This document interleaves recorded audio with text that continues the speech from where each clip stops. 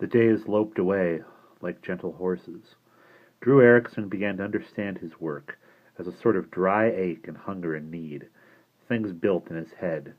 One noon, Susie and little Drew giggled and played with the scythe while their father lunched in the kitchen. He heard them. He came out and took it away from them. He didn't yell at them. He just looked very concerned and locked the scythe up after that, when it wasn't being used. He never missed a day scything.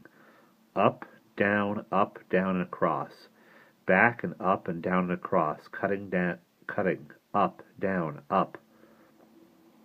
Think about the old man and the wheat in his hands when he died. Down. Think about this dead land, with wheat living on it. Up.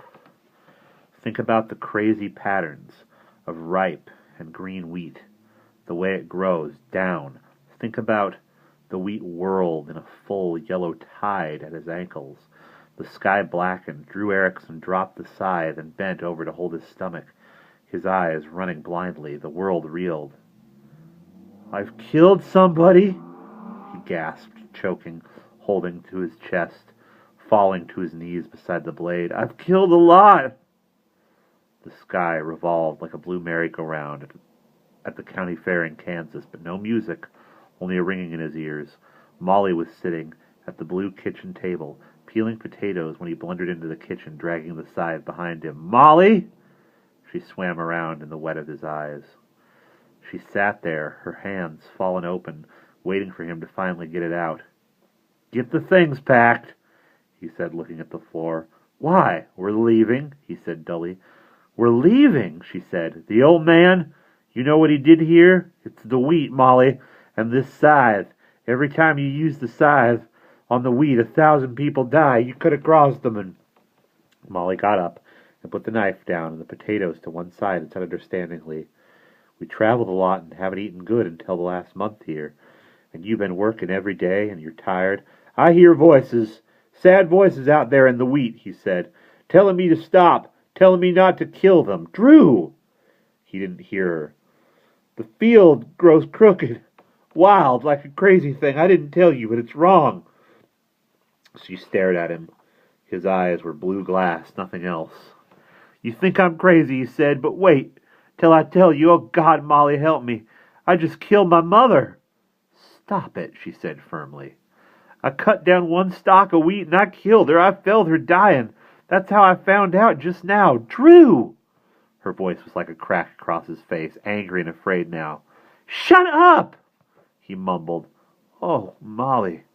The scythe dropped from his hands, clambered on the floor. She picked it up with a snap of anger and set it in one corner. 10 years I've been with you," she said. "Sometimes we had nothing but dust and prayers in our mouths. Now all this good luck sudden, and you can't bear up under it." She brought the Bible from the living room. She ruffled its pages over. They sounded like wheat rustling in a small, slow wind. "You sit down and listen," she said.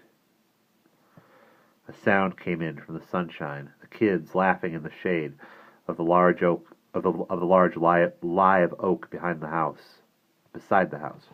She read the Bible, looking up now and again to see what was happening on Drew's face. She read from the Bible each day after that. The following Wednesday, a week later, when Drew walked down to the distant town to see if there was any general delivery mail, there was a letter. He came home looking 200 years old. He held the letter out to Molly and told her what it said in a cold, uneven voice. "Mother passed away, 1 o'clock Tuesday afternoon, her heart." All that Drew Erikson had to say was, "Get the kids in the car, load it up with food. We're going to California." "Drew," his wife said, holding the letter. "You know yourself," he said. "This is poor grain land. Yet look how ripe it grows. I ain't told you all the things it ripens in patches, a little each day. It ain't right. And when I cut it, it rots. And next morning it comes up without any help, growing again. Last Tuesday, a week ago, when I cut the grain, it was ripening. When I cut the grain, it was ripping my own flesh. I heard somebody scream. It sounded just like... Now, today, this letter." She said, "We're staying here." "We're staying... Molly, we're staying here. where we're sure of eating and sleeping and living decent and living long, and I'm not starving my children down again, ever. The sky was blue through the windows. The sun slanted in, touching half of Molly's calm face, shining one eye bright blue. 4 or 5 water drops hung and fell from the kitchen faucet slowly, shining before Drew sighed. The sigh was husky and resigned and tired. He nodded, looking away. "All right," he said. "We'll stay." He picked up the scythe weakly. The words on the metal leaped up with a sharp glitter. "Who wields me, wields the world. We'll stay." Next morning he walked to the old man's grave. There was a single fresh sprout of wheat growing in the center of it, the same sprout reborn that the old man had held in his hands weeks before. He talked to the old man, getting no answers. "You worked the field all your life because you had to, and one day you came across your own life growing there. You knew it was yours. You cut it. You went home, put on your grave clothes, and your heart gave out, and you died. That's how it was, wasn't it? And you passed this land on to me, and when I die, I'm supposed to hand it over to someone else." Drew's voice had an awe in it. "How long a time has this been going on, with nobody knowing about this field and its use except the man with the scythe?" Quite suddenly he felt very old. The valley seemed ancient and mummified, secretive, dried and bent and powerful. When the Indians danced on the prairie, it had been here, this field, the same sky, the same wind, the same wheat, and before the Indians, some Cro-Magnon, gnarled and shag-haired, wielding a crude wooden scythe, perhaps, prowling down through the living wheat. Drew returned to work, up, down, obsessed with the idea of being the wielder of the scythe. He himself, it burst upon him in a mad, wild surge of strength and horror. Up! Who wields me? Down! Wields the world! He had to accept the job with some sort of philosophy. It was simply his way of getting food and housing for his family. They deserved eating and living decent, he thought, after all these years. Up and down, each grain a life he nearly cut into 2 pieces, if he planned it carefully.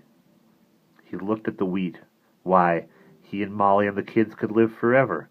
Once he found the place where the grain grew, that was Molly and Susie and little Drew, he would never cut it. And then, like a signal, it came quietly. Right there before him, another sweep of the scythe, and he cut them away. Molly, Drew, Susie, it was certain. Trembling, he knelt and looked at the few grains of wheat. They glowed at his touch. He groaned with relief. What if he had cut them down, never guessing? He blew out his breath and got up and took the scythe and stood back, away from the wheat, and stood for a long while looking down. Molly thought it was awfully strange when he came home early and kissed her on the cheek for no reason at all. At dinner, Molly said, "You quit early today. Does the wheat still spoil when it falls?" He nodded and took more meat. She said, "You ought to write to the agriculture people and have them come look at it." "No," he said. "I was just suggesting," she said. His eyes dilated. "I got to stay here all my life.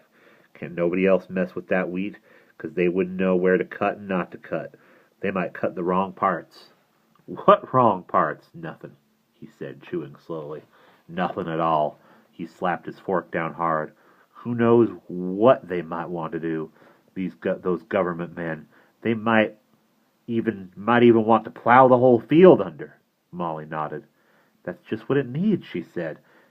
"And start all over again with new seed." He didn't finish eating. "I'm not writing any government, and I'm not handing this field over to no stranger to cut, and that's that," he said, and the screen door banged behind him. He detoured around the place where the lives of his children and wife grew up in the sun, and used his scythe on the far end of the field where he knew he would make no mistakes. But he no longer liked the work. At the end of an hour, he knew he had brought death to 3 of his old loved friends in Missouri. He read their names in the cut grain and couldn't go on. He locked the scythe in the cellar and put the key away. He was done with the reaping, done for good and all. He smoked his pipe in the evening on the front porch and told his kids stories to hear them laugh. But they didn't laugh much. They seemed withdrawn, tired and funny, like they weren't his children any more. Molly complained of a headache, dragged around the house a little, went to bed early, and fell into a deep sleep. That was funny, too. Molly always stayed up late and full of vinegar. The wheat field ripened with moonlight on it, making it into a sea. It wanted cutting. Certain parts needed cutting now. Drew Erikson sat, swallowing quietly, trying not to look at it. What had happened to the world if he never went in the field again? What had happened to people ripe for death, who waited for the coming of the scythe? He'd wait and see. Molly was breathing softly when he blew out the oil lamp and got to bed. He couldn't sleep. He heard the wind and the wheat, felt the hunger to do the work in his arms and fingers. In the middle of the night he found himself walking in the field, the scythe in his hands, walking like a crazy man, walking and afraid. Half awake, he didn't remember unlocking the cellar door, getting the scythe, but here he was in the moonlight, walking in the grain. Among these grains were many who were old, weary, waiting so very much to sleep, the long, quiet, moonless sleep. The scythe held him, grew into his palms, forced him to walk. Somehow, struggling, he got free of it. He threw it down, ran off into the wheat, where he stopped and went down on his knees. "I don't want to kill any more," he said. "If I work with the scythe, I'll have to kill Molly and the kids. Don't ask me to do that." The stars only sat in the sky, shining. Behind him he heard a dull thumping sound. Something shot up over the hill into the sky. It was like a living thing, with arms of red color, licking at the stars.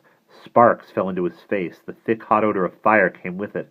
The house, crying out, he got sluggishly, hopelessly to his feet, looking at the big fire. The little white house with the live oaks was roaring up in one savage bloom of fire. Heat rolled over the hill, and he swam in it and went down in it, tumbling, drowning over his head. By the time he got down the hill, there was not a shingle, bolt, or threshold of it that wasn't alive with flame. It made blistering, cracking, fumbling noises. No one screamed inside. No one ran around or shouted. He yelled in the yard, "Molly! Susie! Drew!" He got no answer. He ran close in until his eyebrows withered and his skin crawled hot like paper burning, crisping, curling up in tight little curls. "Molly! Susie!" The fire settled contentedly down to feed. Drew ran around the house a dozen times, all alone, trying to find a way in. Then he sat where the fire roasted his body and waited until all the walls had sunken down with fluttering crashes, until the last ceilings bent, blackening the floors with molten plaster and scorched lathing, until the flames died and smoke coughed up, and the new day came slowly, and there was nothing but embering ashes and an acid smoldering. Disregarding the heat fanning from the leveled frames, Drew walked into the ruin. It was still too dark to see much. Red light glowed on his sweating throat. He stood like a stranger in a new and different land. Here, the kitchen, charred tables, chairs, the iron stove, the cupboards. Here, the hall. Here, the parlor, and over here was the bedroom where Molly was still alive. She slept among the fallen timbers and angry-colored pieces of wire, spring, and metal.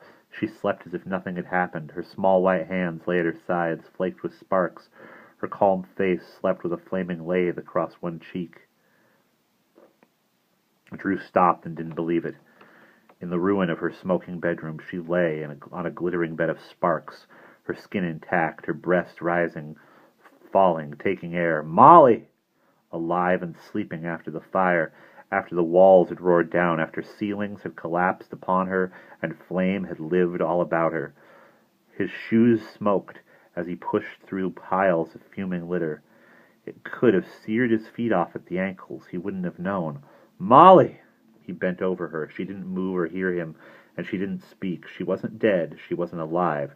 She just lay there with the fire surrounding her, not touching her, not harming her in any way. Her cotton nightgown was streaked with ashes, but not burnt.